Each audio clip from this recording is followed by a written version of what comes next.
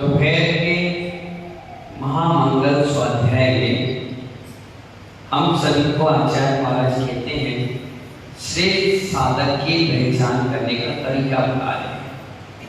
क्या बता रहे हैं बड़ी भाई? श्रेष्ठ साधक की पहचान करने का तरीका आचार्य कहते हैं, हे युवा साधु, किसी वृद्ध साधक को देखकर आप यह कहें कि यह तो इतने पुराने हो चुके हैं। क्या कहते हैं अपन? ये तो बहुत पुराने हो चुके हैं, इतने वृद्ध हैं, ये व्रतों का पालन कहाँ कर पाएंगे? नहीं कर पाएंगे, समय ढंग से नहीं कर पाएंगे, चल नहीं पाएंगे, आगे उठ नहीं पाएंगे, देख नहीं पाएंगे, बोल नहीं पाएंगे। तो आचार्य कहते हैं, तो मुझे क्यों प्रेरित कर रहे हो?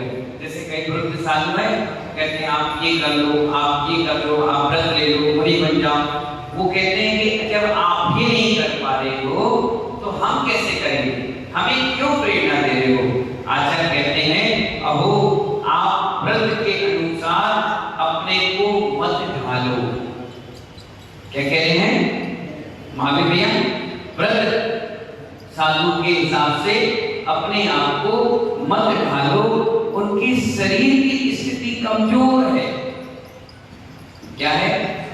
शरीर की स्थिति कमजोर है, पर आपका शरीर स्वस्थ है, इसलिए आप प्रमाण ना करें। वो कर रहे हैं, उनकी होड़ मत करो, वो बुजुर्ग हैं, लेकिन ये तो अच्छा है कि 60, 65, 70 साल में उन्होंने महाव्रत लिया, तो अच्छे के भाव नहीं बनते और वो ले रहे हैं, बहुत अच्छी बात है। एक श्रवण, एक साधक ध्यान कर रहा है। क्या कर रहा है? कई लोग होते हैं ना, खड़े होकर के समय करते हैं। काय के लिए करते हैं समय? अपने लिए, और कुछ होते हैं दिखाने के लिए।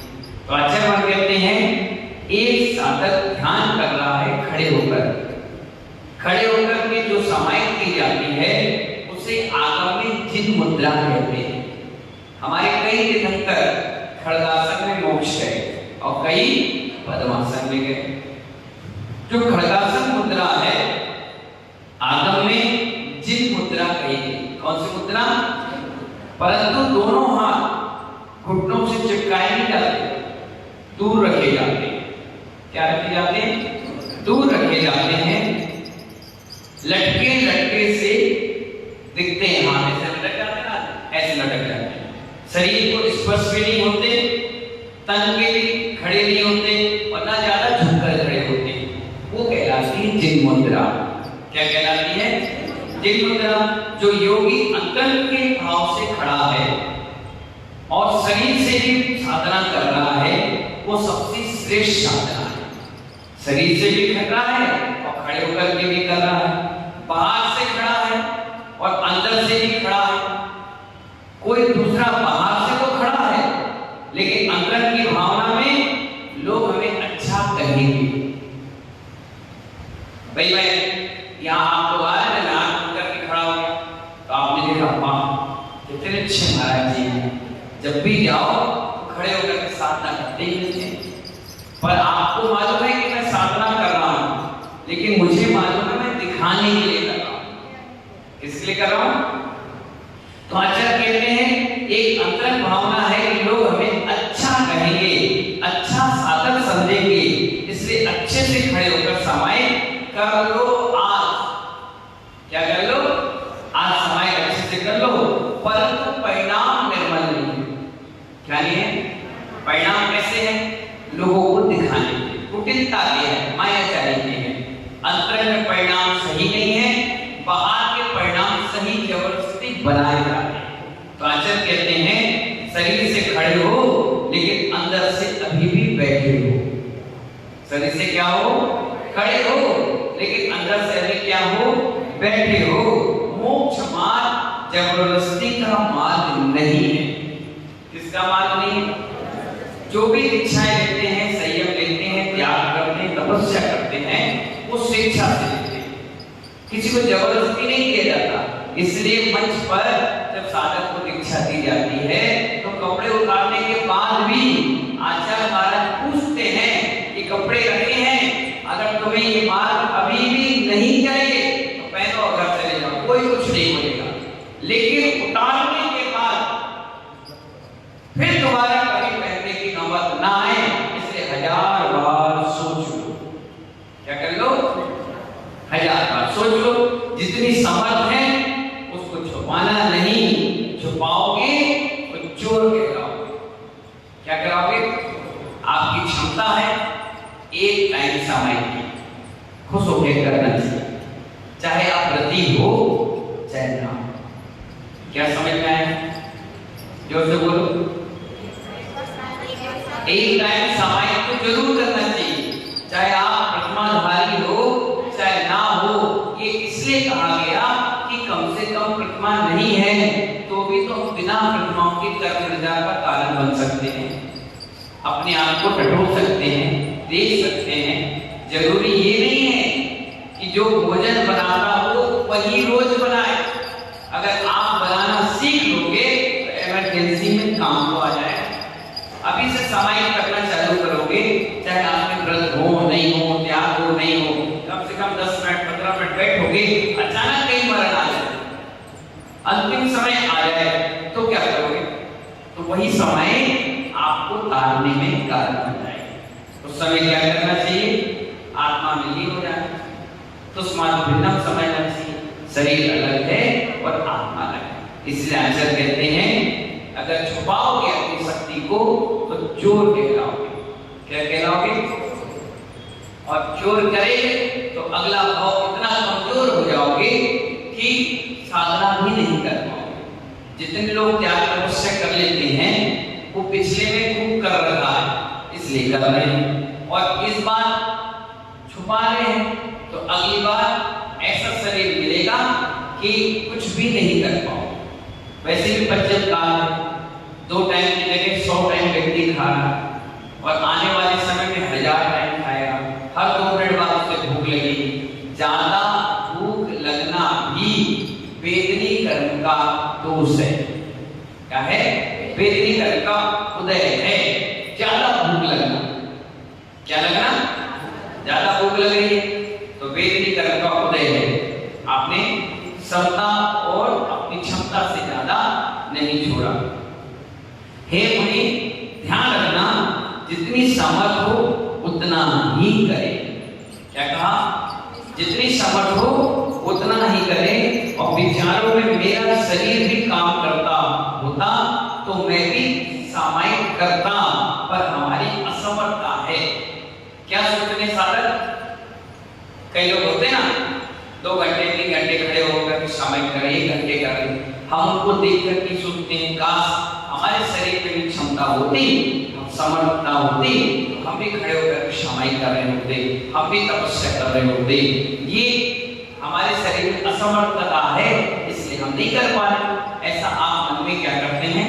विचार करते हैं। तो भी श्रद्धान कर रहे हो ना, सामायिक के प्रति, आत्मा के प्रति श्रद्धान करने वाला जीव भी अजर और अमर स्थान यानी सिद्धत को प्राप्त कर लेता है। ऐसा आगम में कथा है। आप नहीं कर पा रहे तो ये मत सोचो कि जो कर रहा है उसकी बुराई नहीं। हमें बुराई करने का हक किसी ने नहीं दिया। जब आप किसी की अनुमोदना नहीं कर सकते तो आप उसकी बुराई भी नहीं कर सकते। आचार्य कहते हैं अगर किसी व्यक्ति की सहायता करने की समर्थता नहीं है और कोई कर रहा है, उसकी समर्थता देख करके अनुमोदना कर रहा है, उसको प्रोत्साहित कर रहा है, आगे बढ़ने की उसके लिए प्रेरणा दे रहा है, तो उसके प्रति श्रद्धा रखने मात्र से भी महानुभाव वो भी अजर अमर यानी सिद्धत के गुण को प्राप्त कर सकता है। ऐसा आचार्य ने कहा है। यह कथन आगम का ही है। किसका कथन है ये? आगम का है। ऐसे कुछ ऐसे भी जीव हैं जो ये कहते हैं अरे 12 बज गए। क्या कहते हैं? अरे 12 बज गए, चलो अब निपट लो। क्या कहते हैं? 12 बज गए, चलो अब निपट लो, एकांत माला फेर लो, समाई करनी पड़ रही है, ठीक है कर लो, बैठ जाओ, लेट जाओ, टिक जाओ,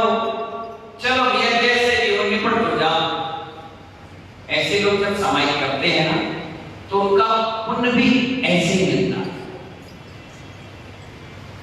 आप लोग कहते हो ना बड़ी भाई आगे अपन लोग कहते हैं महाराज जी हमारे दुकान पर ग्राहक आया, सामान देख गया, पैकेट भी बना लिया, मोल भाव किया, नहीं चाहिए, अच्छा थोड़ी देर बाद और कोई आया, उसने मोल भाव किया, नहीं लिया, थोड़ी देर बाद फिर आया भाई, फिर मोल भाव किया, नहीं ले लिया, शाम तक 10 आए, उनमें से एक व्यक्ति लेकर गया। प्रसन्न कुमार शाम तक कितने व्यक्ति आ गए? 10, और लेके कितने गए? एक। अब आपके मन में एक प्रकार से विकल्प हुआ कि किसी ने कुछ करा दिया, किसी ने नजर बांध दी, किसी ने हाय लगा दी। अब इसको पढ़ो और समझ जाओ। आपने समाई कैसे की? औपचारिकता, निपट लो, करना पड़ रहा है, अरे यार क्या चक्कर में कर, सो जाओ, टिक जाओ, नींद ले लो, झोंका ले लो। तो जैसे जैसे आपने पुण्य किया, ऐसे ही ऐसे पुण्य योग से ग्राहक तो आया, सामान भी तोड़वा लिया और पैसे भी दे दिया, हल्की सी कोई बात भी तो छोड़कर चला गया। जैसे तुमने प्रमाण के साथ सामायिक पुण्य का अर्जन किया, ऐसे ही तुम्हारे पुण्य में भी छेद हो गए, होते होते काम रुक गए, आगे आगे चली गई, बिल्कुल लास्ट मोमेंट पे कागज रहा, दूसरे को टेंडर मिल गया। ये इसी के कारण है, जितना भी धर्म तुम औपचारिकता से करते हो तो फल भी औपचारिकता से ही मिलता है। तुमने 12 बजे बैठ गए, बिल्कुल 1 घंटा समय में उतर गए, खुश होकर के करे, अंदर से आराम प्रसन्न होकर के किए, दान भी कर रहे हो, खुश होकर के प्रसन्न होकर के, पूजा भी कर रहे हो, प्रसन्न होकर के, खुश होकर के, मंदिर भी बनवा रहे हो, मूर्ति भी दे रहे हो, शिलान्यास प्रसन्न बना होकर के कर रहे हो, तो आने वाली चीज भी ऐसी मिलेगी, नहीं मांगोगे उससे पहले खड़ी मिलेगी, नहीं मांगोगे तो अपने आप चीजें मिलेगी, सोचोगे उससे पहले आ जाएगी। क्यों? क्योंकि आप हर चीज प्रसन्न मन से कर रहे हो, खुश होकर के कर रहे हो। इसीलिए आचार्य भगवान कह रहे हैं कि अगर आपने कह दिया निपट लो, कर लो, मजबूरी है, उनने कह ली, इनने कह ली, हमारे भाव नहीं थे, तो आप मत दो, मत करो। क्या मतलब का दे भी रहे हो और उसके बाद एहसान भी जता रहे हो? नहीं। तो ऐसी अपना दुकान में भी पुण्य आता है, ऐसे संयम के समय भी पुण्य आएगा, दीक्षा के समय। कई बार लोग ऐसे भी हैं जो सिर पर चढ़ा जाते हैं, फोटो लगा जाते हैं, बिनोली, हल्दी, माहौल, टीका सब हो जाता है, अल्लाह की दीक्षा कैसे? उन्होंने भी कैसा पुण्य किया है? रगड़ रगड़ के, घसड़ घसड़ के। नहीं, डिसीजन एक बार लेना, उसमें विकल्प नहीं लेना। पूजा करना है तो सारे विकल्प छोड़ो, अभिषेक करना है विकल्प सारे छोड़ो, आहार देना है अब सारे विकल्प छोड़ो, ऑफिस, मकान, दुकान, ग्राहक, फोन, कोई मतलब नहीं। तो ऐसे में पुण्य कभी हरण नहीं होता, पुण्य में छेद नहीं होता और पुण्य पूरा का पूरा मिलता है। और ऐसे लोग ही भगवान आत्मा बनते हैं। हर कोई क्यों नहीं बनता? कहीं ना कहीं इसके अंदर विकल्प है। तो आचार्य भगवान कहते हैं भैया अभिप्राय सम्यक है तो पूरी साधना समीचीन है। अभिप्राय सम्यक है तो पूरी साधना समीचीन है। अभिप्राय में सम्यकपना नहीं है तो साधना में समीचीनता नहीं है। अभिप्राय तो पद ही कराएगा जितने अंश में तुम्हारा योग निर्मल है। योग यानी मन, वचन और काय निर्मल है, शरीर को व्यवस्थित किए बैठा है, काय की चेष्टा भी निर्मल है, उसको शुभ आश्रय भी होगा। पर अभिप्राय में अगर खोटा आश्रय है तो नियम से खोटा आश्रय ही होगा। कितने लोग ऐसे हैं जो आहार देने जाते हैं, अभिषेक करने आते हैं, लेकिन शुद्धि का ध्यान नहीं रखते। एक बार यहीं पर हम अंदर बैठे हुए थे और धोती टंगी हुई थी। सामने वाले ने सोचा कि कोई नहीं है। और उसने क्या किया, अपने कपड़े उतारना चालू कर दिया, है ना। फिर हमने आवाज दी, हाँ अच्छा महाराज जी बैठे हुए हैं क्या, अच्छा अच्छा कोई बात नहीं, जैसे आप वैसे हमें, उसमें क्या दिक्कत, हम चौकी के लिए जा रहे हैं, कपड़े बदल रहे हैं, मतलब बदल लो, हम इधर मुंह कर लेंगे, कोई बात नहीं। हमने इधर मुंह कर लिया, उसने कपड़े उतारे, पैंट उतारी, बनियान उतारा, अंडरवियर उतारी, और ऐसे कपड़े उठाए पूरे पहन लिए और जाने लगा। मैंने देख लिया, अरे कहाँ जा रहे हो, अब चेक कर रहे। मैंने कहा तुम नहीं कर सकते अब, क्यों, हमारे पास सूतक पाता थोड़ी ना लगा। मैंने कहा नहीं, तुम्हें अभी लग गया सूतक 2 मिनट पहले। भाई कैसे लग गया, मैंने कहा अंडरवियर बदला क्या, बोले नहीं। तो मैंने कहा अंडरवियर जो रात के पहने थे वही तो पहन के तुम आ गए हो, और उसी में तुम अभिषेक कर रहे हो, कहां से तुम्हारी गलती सुधरेगी, मूर्ति का से समाप्त हो जाएगा। क्या करें, मैंने फिर से नहाओ, धोती पट्टा पहनो और जाओ। कैसा अजीब सा लगेगा, मतलब लगे या ना लगे, कपड़े तो पूरे बदलना पड़ेगा। बोले ठीक है, अब बल्लों से सुनो कहानी। बोले ठीक है बदलते। उसने धोती उतारी, दुपट्टा उतार दिया, अंडरवियर पहना, अब ऐसे उठा लिए और किनारे रख लिया, फिर धीरे से अंडरवियर उतार लिए, फिर पहन लिया, फिर जाने लगा। मैंने कहा जा रहे हो, लपसिक कर, मैंने कहा अब भी नहीं जा रहा, अब अंडरवियर उतार होती। मैंने कहा अंडरवियर पहने पहने तुमने कपड़े छू लिए ना, तो अब भी छुट्टी बिगड़ गई, अब क्या करें, ऐसे तो चल ही नहीं पाएगा, सब ऐसे करते हैं, मैं सब कुएं में गिर रहे, तुम भी गिर जाओ। अरे वो भी करता है, ये भी करता है। मैंने कहा तुमको मत देखो, तुम सुधरो। अच्छा अब क्या करें, मैंने कहा धोती भी नहीं है, अब इसको गीली करो, सूखने डालो, सूख जाए जब तक इंतजार करो, और इस कपड़े को पहनकर जैसा मैं ऐसी अवस्था में वस्त्र पहनोगे तब जाकर भगवान की शुद्धि से अभिषेक होगा। अगर हल्की सी भी गलती करोगे अभिषेक तो कर जाओगे, इनका कुछ नहीं बिगड़ेगा, इनका कुछ नहीं बिगड़ेगा। जब दोबारा कभी जन्म होगा पूरे शरीर में खुजली होगी, जो लोग आप कहते हैं ना कुष्ठ रोगी, सोराइसिस, पित्ती के रोग, खुजली खुजली दिन भर खुजाते रहते हैं, चर्म रोग, ऐसे लोगों को यही रोग होता है जिन्होंने अशुद्धि से भगवान का अभिषेक किया। ऐसे ही अशुद्धि से आहार किया, मिलेगी भोग भूमि, क्या मिलेगी, भोग भूमि नहीं, कुभोग भूमि। कौन सी, अब इसमें भोग है, इसमें कुभोग है ना, मिलेगी कुभोग भूमि। वहां कोई कमाना नहीं है, किसी से मांगना नहीं है, किसी से कुछ दिक्कत नहीं है, लेकिन वहां पर जब पैदा होंगे तो शरीर तो इंसान का होगा और सिर कैसा होगा, जानवर का।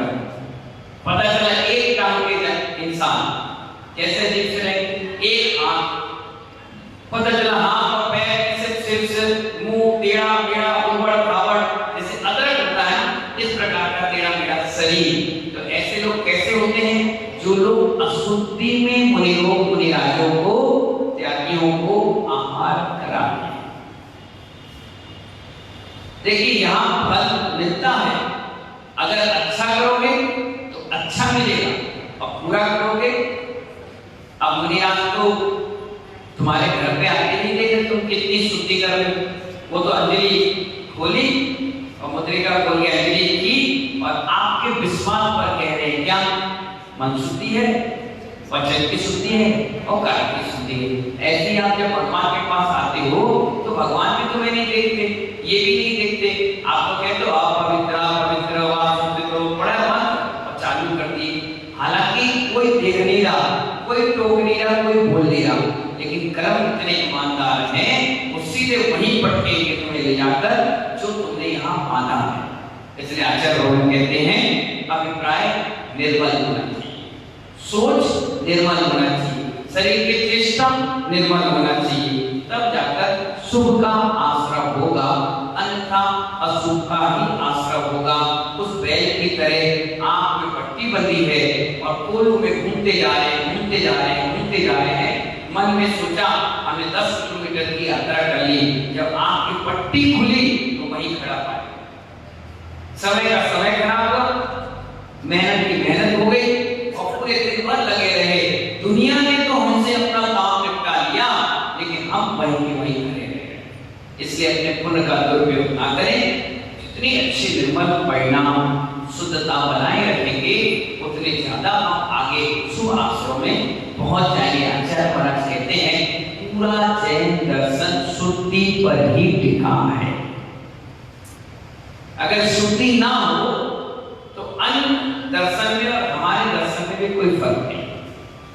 आप देख लीजिए, ये बहुत बड़ा सौभाग्य है कि आप डायरेक्ट भगवान का अभिषेक टच पूजा पाठ कर लेते। अन्य दर्शन में तो गर्भगृह में घुसने भी नहीं किया जाता। वहाँ एक निर्धारित व्यक्ति है, वही सब करता है, दूसरे को टच करने नहीं देता। इसीलिए वहाँ की शुद्धता, वहाँ की वर्णाएं अलग एटमॉस्फेयर बना जाती है। आपके यहाँ जो आए, जैसा आए, जहाँ दूसरा चला जाता है, इस कारण से उसका एटमॉस्फेयर का बड़ा फर्क पड़ता है। इसीलिए मानवाचार्य ने कहा कि आप सभी लोग अपने शरीर की, मन की, वचन की, सबकी जितनी अच्छी प्योरिटी रखेंगे, शुद्धता रखेंगे, सबसे ज्यादा मन की पवित्रता रखेंगे, उतना इससे चमत्कार उस मूर्ति उससे सदैव निकलता रहता है, होता रहता है। इन्हीं मंगल कामनाओं के साथ श्रेष्ठ साधक की पहचान करें और उनकी साधना में सहयोग करें। इन्हीं मंगल कामनाओं के साथ जय बोले आदिनाथ भगवान की।